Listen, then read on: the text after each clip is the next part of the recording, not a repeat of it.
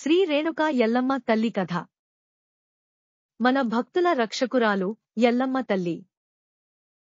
పురాణ కాలం నుంచి ఈ రోజు వరకు మన ఎల్లమ్మ తల్లిని ఎంతో భక్తితో పూజిస్తుంటారు. ఈ కథలో తల్లి జీవితం, ఆమె చేసిన త్యాగాలు, భక్తుల పట్ల ఉన్న కరుణ గురించి మాట్లాడుకుందాం. రేణుక తల్లి జననం, జీవితం. పూర్వం కాలంలో రేణుక అనే అమ్మ తపస్సులో గొప్పదిగా ఉండేదట. ఆమె జమదగ్ని అనే మహర్షి గారి భార్య, బాగా పతివ్రతురాలు, భర్తకు చాలా విధేయురాలిగా ఉండేది. రోజూ నదికి వెళ్లి నీళ్లు తీసుకుని వచ్చి భర్త పూజలకి ఉపయోగించేది. ఆమె పవిత్రత అంతా ఊళ్ళో, అటు పట్నంలో చాలా పేరు పొందింది. ఒక రోజు నదిలో నీళ్లు తీస్తుండగా నీటిలో ఒక యువరాజు ప్రతిబింబం కనిపించింది. ఒక క్షణం ఆశ్చర్యపోయింది. వెంటనే తల్లి మనస్సు అదుపులోకి తెచ్చుకుని ఇంటికి తిరిగి వచ్చింది.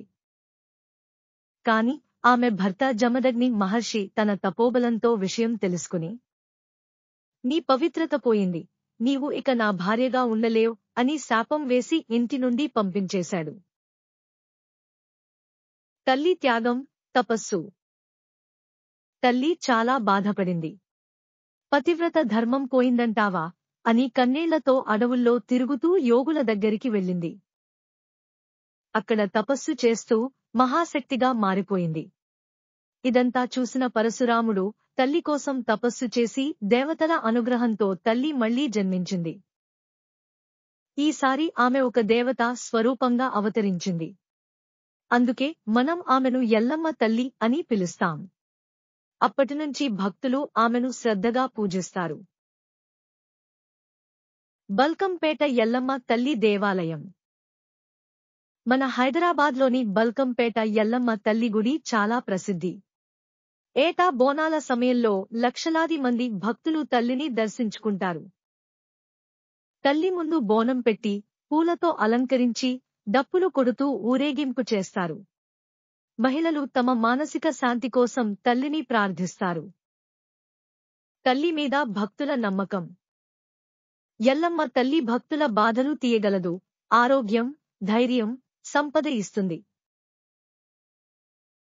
ఎల్లమ్మ తల్లి గొప్పతనం.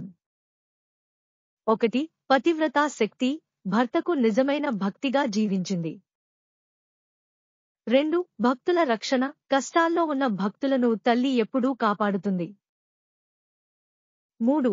బోనాల పండుగ, ఇది తల్లికి అర్పించే ప్రేమ, నమ్మకానికి గుర్తు.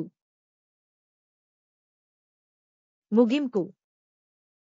తల్లి పట్ల భక్తితో పాడే ప్రతి పాట, ప్రతి ప్రార్థన తల్లి వినిపిస్తుంది.